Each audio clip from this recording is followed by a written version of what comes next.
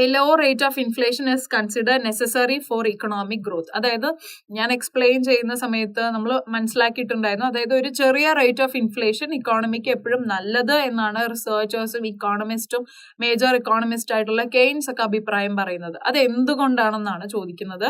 It acts as an incentive to boost supply in the economy.